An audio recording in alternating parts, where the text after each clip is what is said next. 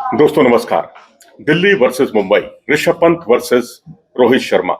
एक तरफ कैपिटल है तो एक तरफ बिजनेस कैपिटल है। यानी दिल्ली और मुंबई का यह मुकाबला 3:30 बजे कोटला मैदान पर खेला जाना है और ऋषभ पंत पर सबकी नजरें हैं क्योंकि वो अभी T20 वर्ल्ड कप के लिए अब जो टीम का ऐलान होना है उसमें वो एक प्रबल दावेदार हैं और बहुत अच्छी फॉर्म में चल रहे हैं। पिछले मैच में जो उन्होंने 88 रन की पारी खेली, सबका दिल जीत लिया उन्होंने।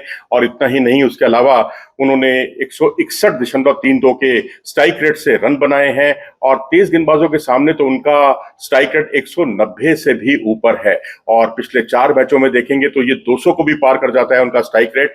तो ये दर्शाता है कि ये खिलाड़ी इस वक्त बहुत अच्छे फॉर्म में है, वन मैन आर्मी बन रहा है। और इसके अलावा जैक फ्रेजर मैकगुर्क, वो भी एक सलामी बल्लेबाज के हैसियत से उतर रहे हैं। उन्होंने भी 2 अच्छी पारियां खेली और 2 हाफ सेंचुरी है उनके नाम। और ये वही खिलाड़ी है जिन्होंने कभी ऑस्ट्रेलिया में 29 गेंदों पर सेंचुरी बनाई थी। और ये अपने आप में काबिले तारीफ है और यहाँ पर भी वो बहुत अच्छी फॉर्म में चल रहे हैं। उनको आप मिडिल ऑर्डर में खिला लीजिए, उनको आप ओपन करा लीजिए, दोनों जगह वो बहुत ही सटीक प्रहार करते हैं। और तीसरे खिलाड़ी जैक अक्षर पटेल, जो कि जिन्हें प्रमोट किया गया था पिछले मैच में और उसके बाद उन्होंने जो 60+ की पारी खेली वो बड़ी नायाब, बहुत ही शानदार। और कैमियो रोल में ट्रिस्टन स्टब्स, ये खिलाड़ी भी चंद कुछ गेंदों में बड़े बड़े शॉट्स लगाकर अपनी टीम की नैया पार कराने में सक्षम है। तो अब दिल्ली की टीम बहुत रिदम में आ गई है और पिछले 4 में से 3 मुकाबले उसने जीते हैं और लय में आना उसका यही जाहिर करते हैं। और अपने होम ग्राउंड पर भी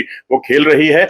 यही उससे जाहिर होता है कि मुंबई इंडियंस की चुनौती थोड़ी सी डगमगाती हुई दिख रही है इस समय। लेकिन हमें ये नहीं भूलना चाहिए कि पिछले 4 दिन में अंडरडॉग्स ही जीते हैं। अंडरडॉग्स ने, चाहे वो, इससे कोई फर्क नहीं पड़ता कि मैच कहां हो रहा है, आप होस्ट हैं या मेहमान हैं, इससे भी कोई फर्क नहीं पड़ता। लेकिन जो अंडरडॉग्स थे वही जीतते हुए दिखाई दिए हैं। तो सामने मुंबई इंडियंस हैं जिन्हें अभी अपनी तमाम कमजोरियों से उबरना है, लेकिन उससे पहले दिल्ली को अपनी इस कमजोरी से भी उबरना होगा कि जिस तरह से कई खिलाड़ी, मिचेल मार्श बाहर हो गए, ईशांत शर्मा इस मैच में नहीं खेल रहे हैं, डेविड वार्नर इस मैच में नहीं खेल रहे हैं, लेकिन विकल्प है। विकल्प आप देखना होगा, शाई होप के ऊपर जिम्मेदारी आ गई है कि अगर वो ओपनिंग में जितने भी रन बनाते हैं वो एक तरह से बोनस होगा टीम के लिए। मुंबई इंडियंस की बात करते हैं तो वहां पर रोहित शर्मा तो है ही, ईशान किशन, इन पर बहुत कुछ दारोमदार रहेगा ही, जैसे कि हमेशा रहता ही है। जसप्रीत बुमराह एक स्टार खिलाड़ी के तौर पर उभर कर सामने आए हैं और किफायती भी रहे, विकेट टेकर भी रहे,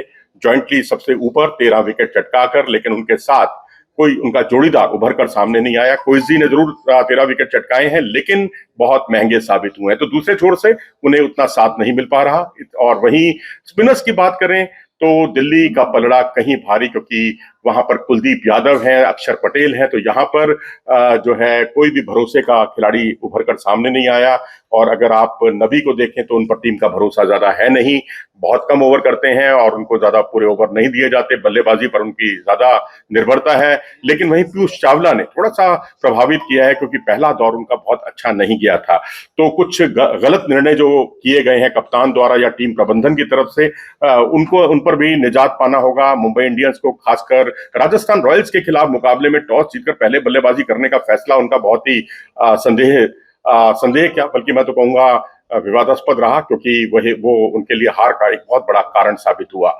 तो फिलहाल अपनी राय दें इस बारे में कि अगर जो आजकल ट्रेंड चल रहा है, अंडरडॉग्स जीत रहे हैं। अंडरडॉग्स मैं मुंबई को इसलिए कह रहा हूं क्योंकि 8 में से अभी तक 3 ही मुकाबले वो जीत पाए हैं, लेकिन 9 में से 4 मुकाबले जीतकर थोड़ा सा अपर हैंड है दिल्ली कैपिटल्स का। और जिस तरह 4 में से 3 मुकाबले पिछले जीते हैं उन्होंने, उससे वो फेवरेट्स हैं। अपनी राय दें और अपना ख्याल भी रखें। नमस्कार।